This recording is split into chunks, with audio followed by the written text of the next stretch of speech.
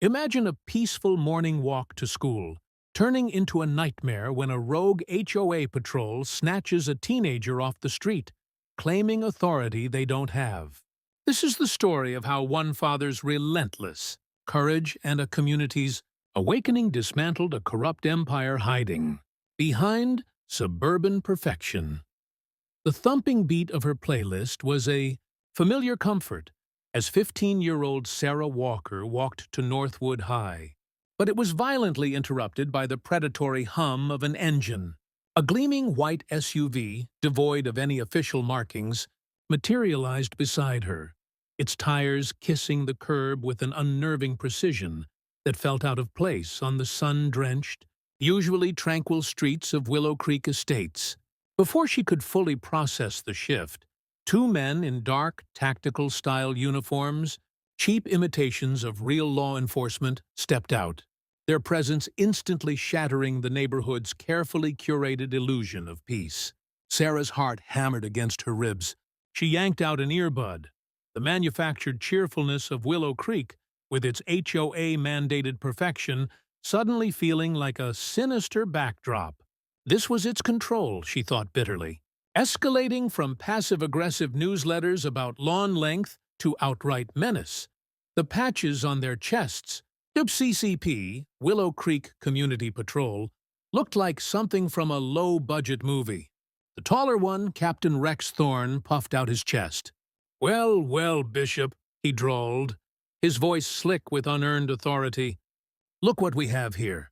Young lady, you seem to be loitering rather suspiciously. And if I'm not mistaken, that's hardly school-appropriate attire for Northwood High." He gestured vaguely at her jeans and band T-shirt. His partner, Kyle Bishop, a silent, hulking figure, just watched her with cold, flat eyes. "Loitering? I'm walking to school," Sarah countered, her voice trembling less than she expected. Her father's words echoed in her mind. A lifeline. "Observe, Sarah. Details. Stay calm. Don't let them see your fear." "Northwood is just 2 blocks down," Thorne smirked, clearly enjoying himself. "That's what they all say, sweetheart. But you fit a certain profile, and we've had reports of unusual activity. We'll need you to come with us. Standard procedure. Just a few questions. Come with you? Who are you people?" Panic, sharp and cold, began to claw its way up her throat, but she fought it down. "You're not the police. I don't have to go anywhere with you." "Oh, but I think you do," Bishop rumbled, his first and only words. He moved with a surprising, brutal speed. Before Sarah could scream or even brace herself, her arm was seized in Thorne's vice-like grip. Her backpack, a comforting weight moments before, slithered from her shoulder, thudding onto the pristine sidewalk. She felt the rasp of heavy-duty plastic as her wrists were yanked behind her back. The zip ties cinched painfully tight. A small, choked cry escaped her as they frog-marched her towards the SUV's open rear door. Through a dizzying wave of terror and disbelief, her eyes darted across the street. Snagging on a detail, Mrs. Henderson's lace curtains twitched, then fell still, a silent witness to the perfect morning and the perfect crime, unfolding in broad daylight. Then the car door slammed, plunging her into a terrifying, alien darkness. The slammed car door that had swallowed Sarah Walker into darkness left an echoing void on the corner of Sycamore and Elm. Behind her starched lace curtain, Mrs. Henderson finally let out a shaky breath. Her hand flying to her mouth, the image of the white SUV seared into her mind. Miles away in the quiet of his home office, John Walker, a man whose life had been a study in controlled force and strategic calm, was about to have his carefully ordered world fractured by a single fateful phone call. It was 10:17 a.m., Northwood High's attendance office, polite, procedural. "Mr. Walker, this is Carol from Northwood. We're just calling to verify Sarah's absence today." "Is she unwell?" John's blood ran cold. Sarah was never unwell without him knowing. Never. "No," he said, his voice preternaturally calm, a chilling counterpoint to the sudden ice in his veins. "She left for school at her usual time. Why? The voice on the other end kept talking, but John was already moving. His training, honed over years as a Green Beret and now as an elite skills instructor, kicked in. Panic was a luxury he couldn't afford. Action was a necessity. He ended the call. His mind, a razor-sharp instrument, already sifting through possibilities, each one darker than the last. A quick check of Sarah's phone locator app showed her last ping at 7:58 a.m. right near the edge of Willow Creek Estates on her usual route. Then nothing, offline. He was out the door in under 60 seconds, his jaw set. Arriving at the quiet, sun-dappled corner, Sarah's phone indicated. His eyes, trained to see what others missed, scanned the scene. The sidewalk was pristine, almost too clean. But then he saw it.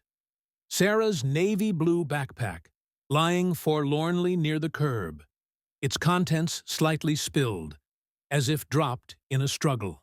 A wave of cold fury washed over him, quickly compartmentalized. He knelt, examining the faint, almost invisible impressions on the soft grass verge beside the curb.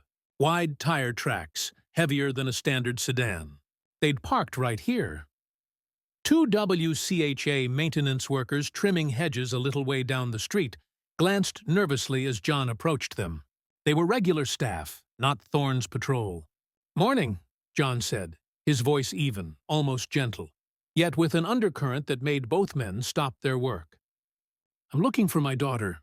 She walks this way to school. Did you see a 15-year-old girl, brown hair, navy backpack, perhaps talking to anyone in a white SUV this morning?" The men exchanged uneasy glances. "I can't say we saw a girl, mister," one mumbled, avoiding eye contact. "But there is that white SUV, belongs to the WCCP, the community patrol guys. Captain Thorne, he drives it mostly." "WCCP?" John pressed, his gaze unwavering. "What kind of patrol?" "Sort of security for the HOA," the other man offered, fidgeting with his shears. "They, keep an eye on things. Thorne's real serious about the rules." He lowered his voice. "Acts like he's a real cop, if you ask me. Gives some of us the creeps." John nodded slowly, absorbing the information. Amateurs, overzealous, and now, almost certainly, abductors. "Thanks," he said, the single word carrying a weight that made them step back. Walking back to his car, Sarah's backpack clutched in his hand, the pieces began to slot into place. This wasn't a random act. This was an abuse of fabricated power. Inside his vehicle, he pulled out his phone, scrolling to a secure contact. "Mark, it's John Walker," he said when the call connected, his voice low and urgent. "I've got a priority one situation. My daughter Sarah, she's been taken. Possible abduction by a pseudo-cop outfit here in Willow Creek. Calls themselves WCCP, run by a guy named Thorne. I need everything you can find on them. Fast and discreet. This is off the books until we know what we're dealing with." He listened for a moment. "Understood. Thanks, Mark." Ending the call, John stared at the pristine, silent street. They thought they were untouchable. They thought they had his daughter. They had no idea who they'd just provoked. His hunt had begun. While John Walker's cold fury began to coalesce into a precise plan of action, his daughter Sarah was miles and a lifetime away from the familiar comfort of her street. The journey in the back of the white SUV had been mercifully short. A terrifying blur of tinted windows, the stale scent of cheap air freshener failing to mask something acrid beneath, and the rough fabric of the seat against her cheek. Then, an abrupt stop, the engine cutting out, followed by the clunk of doors opening. Sarah was hauled out, not roughly, but with an impersonal efficiency that was somehow more chilling. They were at the edge of Willow Creek Estates, at a dilapidated single-story maintenance building she vaguely remembered seeing from the distant bike path, a forgotten relic of the community's earlier development. Weeds clawed at its faded paint, and a battered sign reading, "WCHA Storage and Maintenance, Authorized Personnel Only," hung crookedly by one screw. This, apparently, was the grand headquarters of the Willow Creek Community Patrol. Inside, the air was damp and cool, smelling of mildew, stale coffee, and a faint metallic tang. A single bare bulb flickered overhead in a small, windowless office furnished with a scarred metal desk, two mismatched chairs, and a filing cabinet that looked like it had lost a fight. Captain Rex Thorne gestured her into one of the chairs, a self-satisfied smirk playing on his lips. Officer Kyle Bishop simply stood by the door, arms crossed, a silent, imposing block of a man. "Right then, young lady," Thorne began, leaning back in his squeaky chair, as if he were a seasoned detective in a high-stakes interrogation. "Let's start again. Who are you really working with? Who sent you to scout our community?" Sarah stared at him, genuine confusion warring with her fear. "Working with? I already told you. I'm just a student. I go to Northwood High. My name is Sarah Walker." Even as she spoke, her father's voice resonated in her memory. "Stay calm. Answer truthfully, but don't volunteer. And always, always observe." She forced herself to catalog the room. One door, where Bishop stood. No other exits visible. The desk drawers were closed. Thorne had a cheap walkie-talkie clipped to his belt. The overhead light flickered again. "Walker, you say?" Thorne tapped a pen on the desk. "We know your kind. Sneaking around, taking pictures, mapping out vulnerabilities. Are you with one of those activist groups, the ones trying to discredit fine, upstanding communities like Willow Creek?" His questions were nonsensical, paranoid. "I wasn't taking pictures," Sarah insisted, keeping her voice as even as she could. "I was listening to music. My phone was in my pocket." Thorne leaned forward, his voice dropping to a conspiratorial tone. "Don't play games with me, girl. We have protocols. We know how to deal with troublemakers. This is a private matter of community security. No one even knows you're here." He seemed to relish that last part. A shiver traced its way down Sarah's spine at his implication. But then, through the thin wall behind Thorne's desk, she heard a muffled snippet of conversation. Another male voice. Something about shift change and grabbing lunch. So, there were more of them, at least one other. "Good to know." Thorne glanced impatiently at his watch, then at Bishop. "All right, keep an eye on her. I need to make a call. See how the supervisor wants to proceed with this one. We can't keep her in this glorified closet all day. If she's not more cooperative by afternoon, we'll have to arrange alternative processing." Alternative processing. The words hung in the stale air, heavy with unspoken threat. Sarah's stomach clenched. But as Thorne stepped out of the room, his cheap walkie-talkie crackling, a tiny spark of her father's resolve ignited within her. They were amateurs, dangerous ones, playing at a game they didn't understand. And in their arrogance, they might just make a mistake. She just had to be ready to see it. Her gaze swept the room again, methodically, imprinting every detail. Her fear was a cold, hard knot, but her mind was clear. She would watch. She would listen. She would survive. As Sarah Walker fought to master her fear within the WCCP's makeshift prison, cataloging every detail, John was already processing the first pieces of actionable intelligence from Mark Olson. The information painted a grimly predictable picture.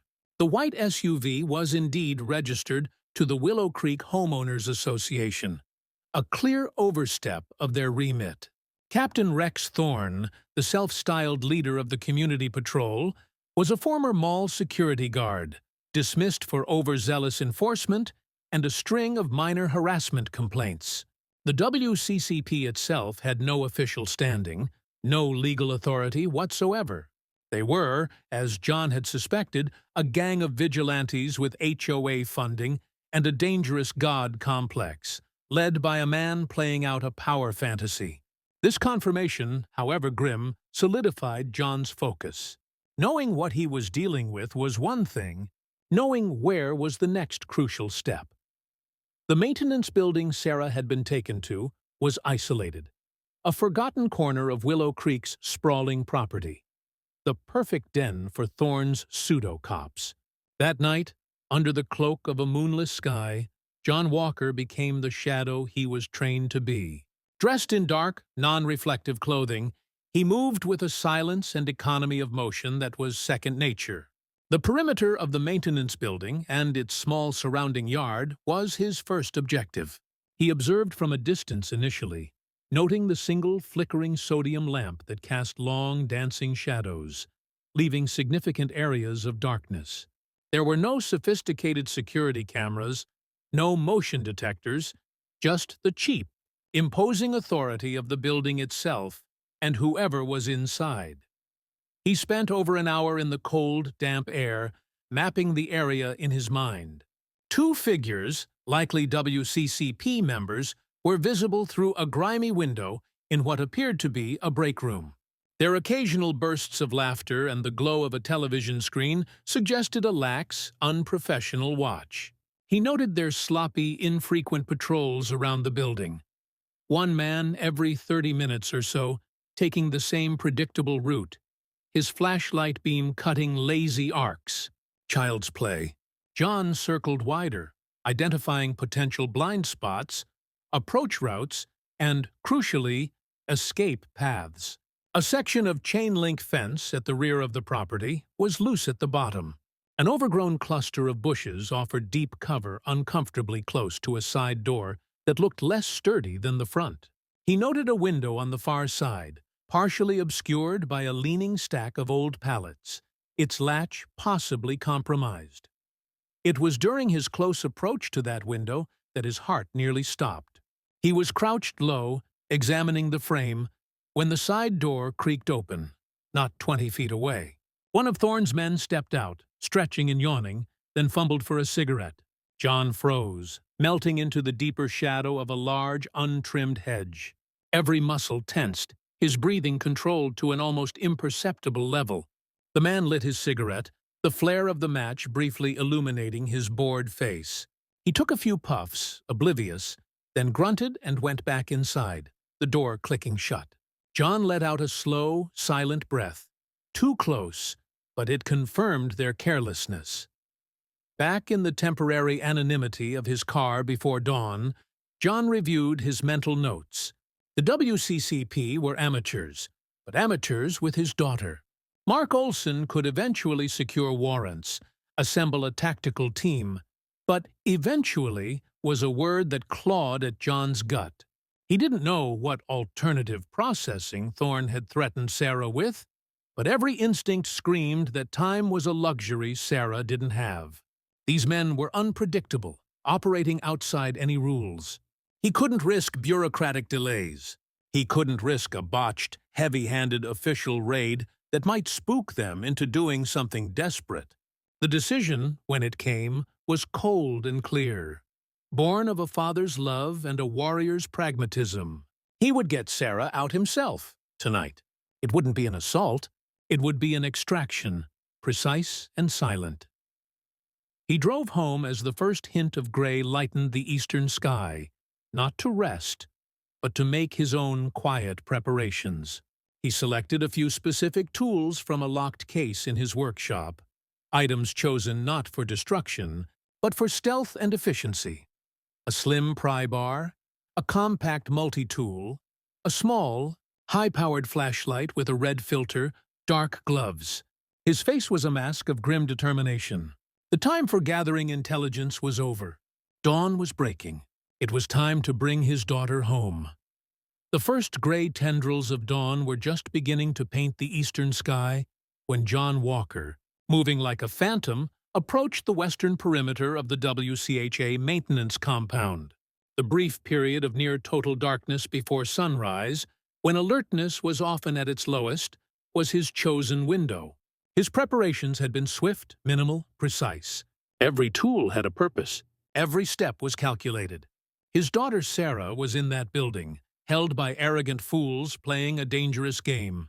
And the thought of Thorne's casual threat of alternative processing fueled the cold, controlled fire in his gut. He slipped through the loose section of chain-link fence he'd identified hours earlier, the overgrown weeds muffling any sound.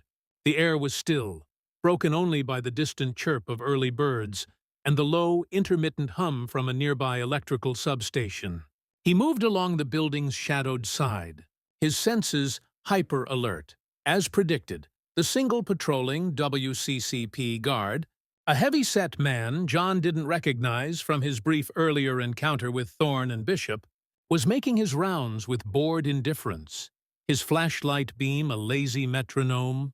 John waited, motionless in the deep shadow of the leaning pallets, until the guard passed his position, then moved with liquid speed before the guard could even register a change in the shadows behind him.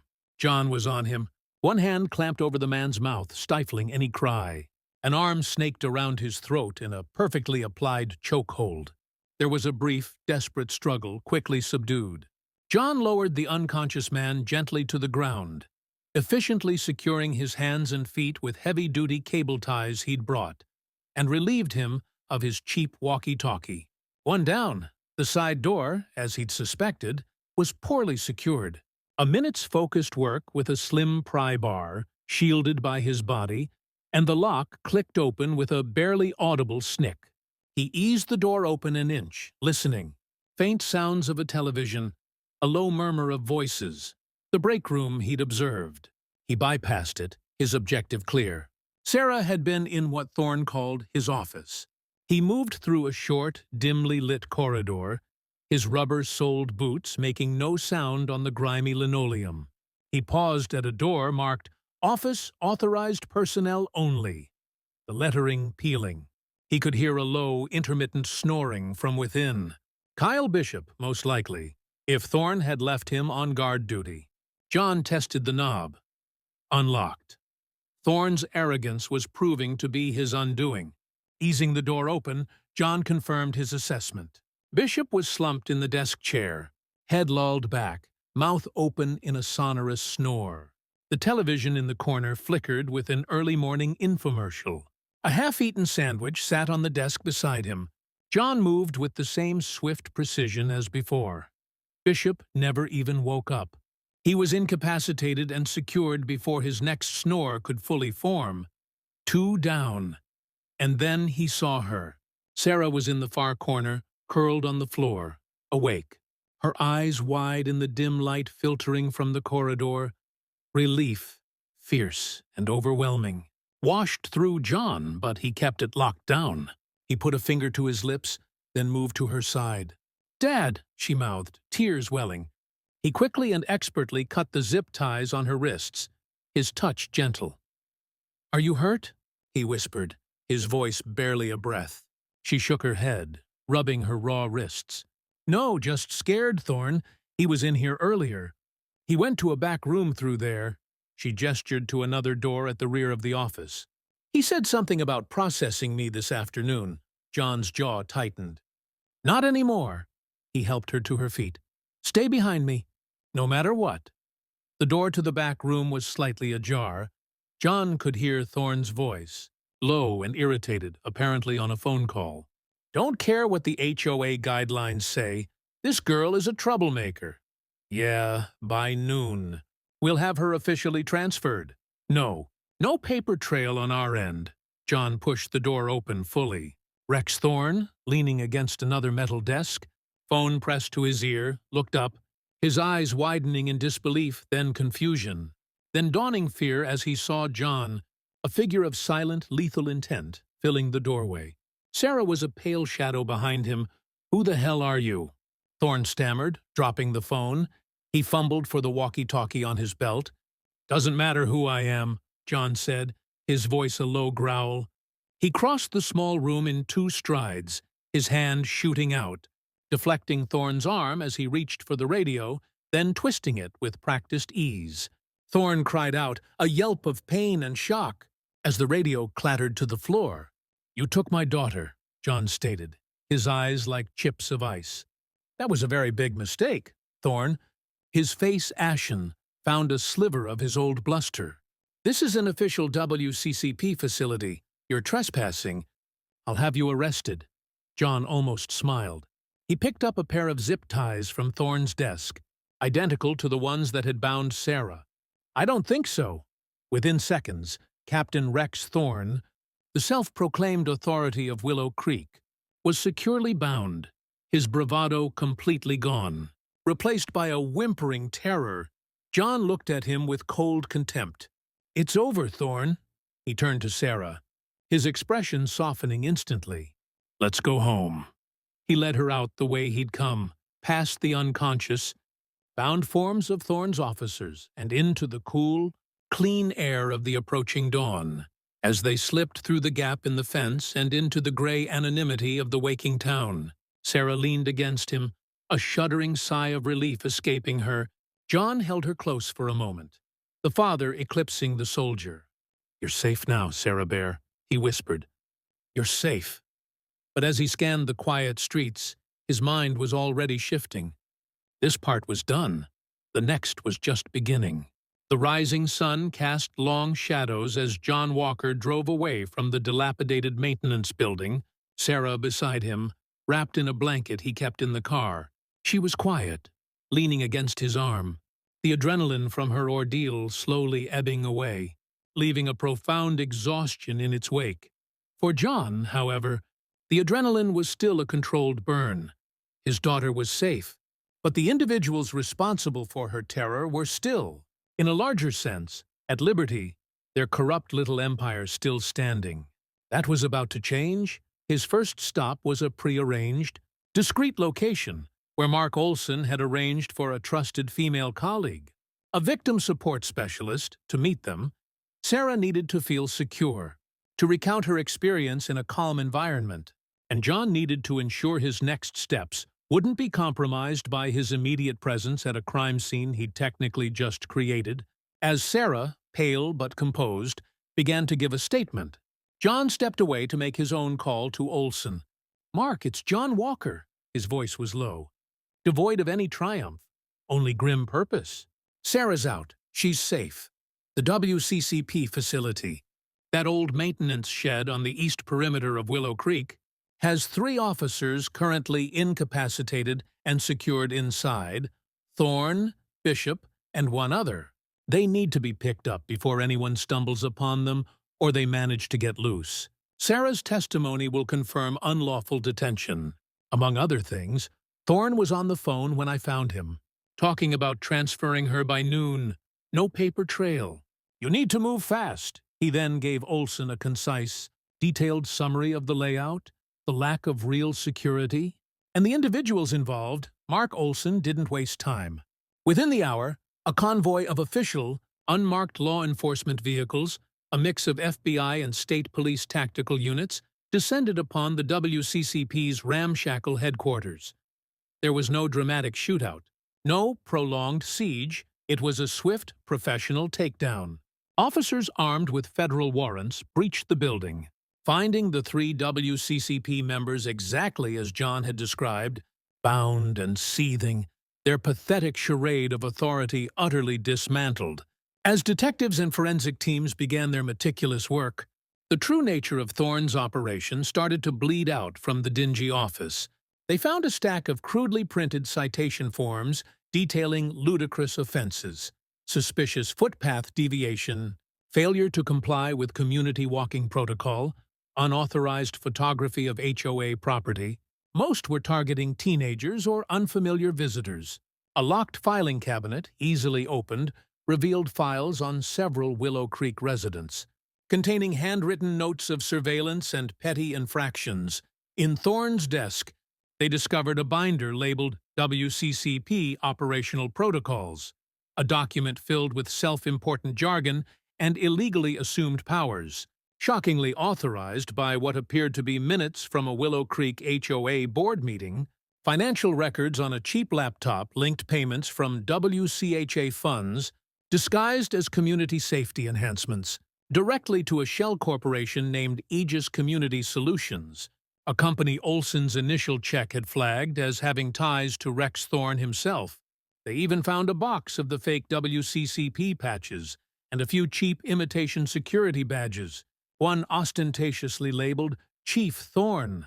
By late morning, Mark Olson called John. "We've got them, John, and the place is a goldmine of prosecutable idiocy. Your daughter is a brave kid. Her statement is solid gold. But it gets better, or worse, depending on how you look at it. The paper trail from Thorne's office doesn't just stop with him. It leads straight up the ladder, directly implicating members of the Willow Creek HOA board. This isn't just a few rogue clowns. This was sanctioned. John listened, a grim satisfaction settling in. The immediate threat to Sarah was over. Now, the larger, more insidious rot within Willow Creek Estates was about to be exposed to the harsh light of real justice. Mark Olson's grim prediction that the rabbit hole plunged deep into Willow Creek Estates proved to be an understatement. The evidence meticulously gathered from Rex Thorne's makeshift office, combined with Sarah Walker's unshakable testimony, unraveled the WCHA's rotten core with alarming speed. Federal and state investigators, armed with a slew of warrants, descended upon the homes of select WCHA board members and the almost invisible office of Aegis Community Solutions. The arrests followed swiftly. Thorne, Bishop, and their handful of WCCP patrolmen were the first to be charged, facing a litany of felonies, including unlawful detention, impersonating law enforcement, and conspiracy. But the hammer of justice didn't stop there. Within weeks, several prominent members of the Willow Creek Homeowners Association board, including its overbearing president, found themselves in handcuffs, indicted for misuse of community funds, conspiracy to commit unlawful acts, and reckless endangerment for sanctioning and bankrolling Thorne's illegal militia. The local news stations had a field day, plastering the once pristine image of Willow Creek Estates across screens with headlines screaming of corruption and vigilantism. The initial shock among residents quickly morphed into widespread outrage. Community meetings, once sparsely attended affairs focused on lawn maintenance and holiday decorations, became packed, fiery forums where homeowners demanded accountability and wholesale change. The carefully constructed facade of serene, orderly Willow Creek had been irrevocably shattered, revealing the rot beneath. The legal and financial fallout was immense. Civil suits, spearheaded by John Walker on behalf of Sarah, and joined by other families who had previously been intimidated or dismissed by Thorne's WCCP, mounted against the indicted board members and the now-defunct HOA. Faced with overwhelming legal pressure and public condemnation, the Willow Creek Homeowners Association was formally dissolved by court order. In its place, a new, resident-led interim council was formed. Their first act, a commitment to complete transparency and a vow to rebuild trust. They worked closely with city officials and legitimate local law enforcement to establish a new community charter, one that emphasized genuine safety through cooperation, not control through intimidation. The name Willow Creek Estates, now tainted by scandal, was overwhelmingly voted by residents to be retired. They chose Hollow Commons, a nod to the area's natural geography and a symbol of a fresh, more open beginning. The reign of the Shadow Patrol was decisively over. The community was at last taking back its voice and its peace. The headlines would eventually fade, but the changes in Hollow Commons were designed to be profound and lasting. As autumn leaves began to paint the streets of the newly christened Hollow Commons in hues of gold and crimson, a different kind of quiet settled over the Walker household. Not the oppressive silence of fear that had briefly gripped their lives, but the comforting quiet of healing and renewed strength. The headlines had faded, the legal battles concluded, and the architects of the WCCP's reign of terror were facing the consequences of their actions. Sarah, though more watchful of the world around her, had rediscovered her stride. The shadows of her ordeal were still there, but they no longer dictated her steps. She walked to Northwood High with a new, quiet confidence, her resilience a testament to her spirit and the unwavering support of her father. One evening, sitting with John on their porch swing, watching the fireflies begin their nightly dance, she finally asked, "Dad, why do people like Thorne do things like that? Try to control everyone." John put an arm around her, his gaze thoughtful. "Sometimes, Sarah, people mistake power for strength. They forget that true strength lies in protecting others, not dominating them. They build their little kingdoms on fear because they're afraid themselves." He paused, then added, but they also forget that there are always people willing to stand up to them. People like you, who stayed strong and observant. Sarah leaned her head on his shoulder. You stood up to them, Dad. A rare, soft smile touched John's lips. Always for you. Sarah Bear, in Hollow Commons. Whispers of John Walker's quiet, decisive action circulated with a mixture of awe and profound respect.